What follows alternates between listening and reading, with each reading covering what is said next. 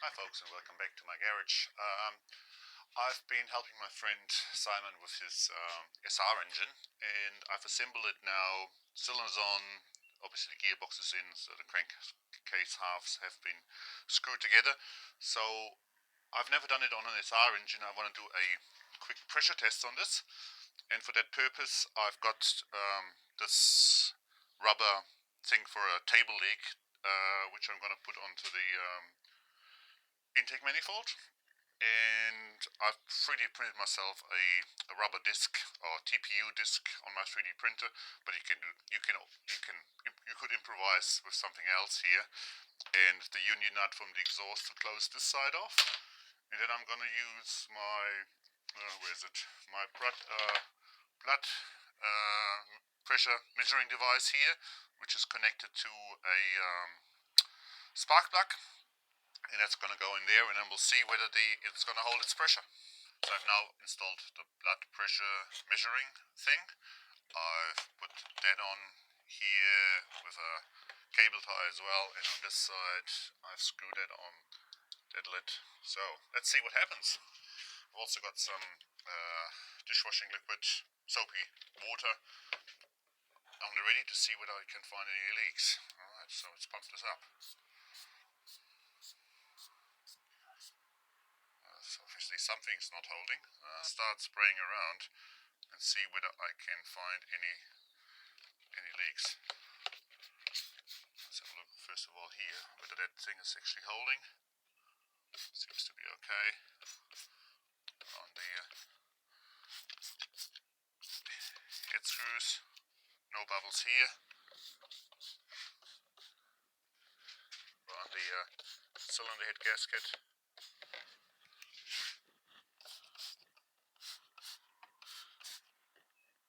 no bubbles here. Let's check around here.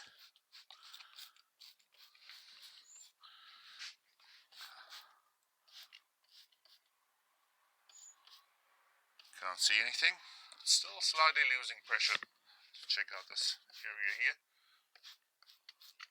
It's probably very likely or potential leak here. Let's have a look.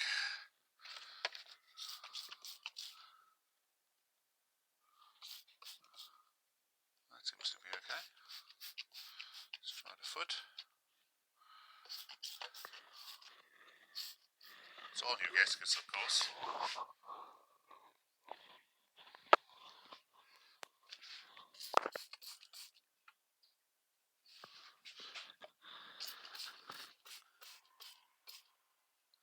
I can't see any bubbles. Let's check the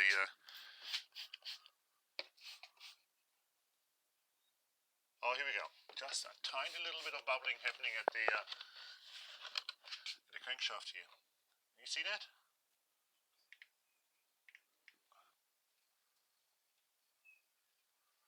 Wow, look at this. This is the drain screw of the crankcase.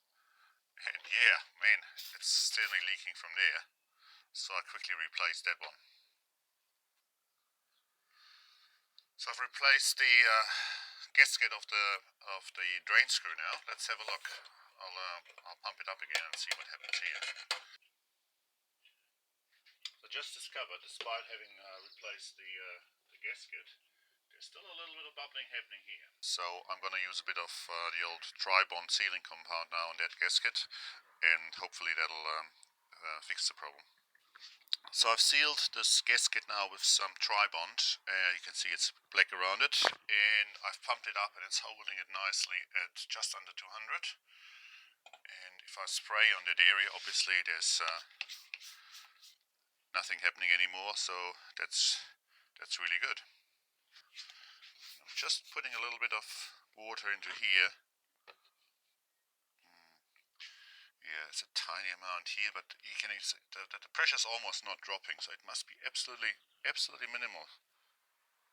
Alright folks, fast forwarding an hour, I've split the engine again. I've replaced this oil seal here. It was actually a single lipped seal that came in the RBO kit, and so I've put in a double lipped Viton seal in here now. Not sure if the white one's probably a bit of an overkill, but definitely a double-lipped seal. And also filled the gap between the two lips with grease as well when I assemble it. So hopefully this will now work. Let's have a look. I don't know. I haven't tried this. So let's see. Look. Pump her up to 238. And it seems to hold it. I'll do a bit of spraying on that area, but yeah, it's not moving. It's not moving at all, which is fantastic. Alright, let's put a bit of... There's nothing happening, so that's all good. Cool. Alright, so good result. So I'm happy with that, and that means I can now continue putting the ignition on and the clutch and the primary and everything, and then that engine is done. Right, hope you find this useful, and we'll see you in the next video. Cheers guys.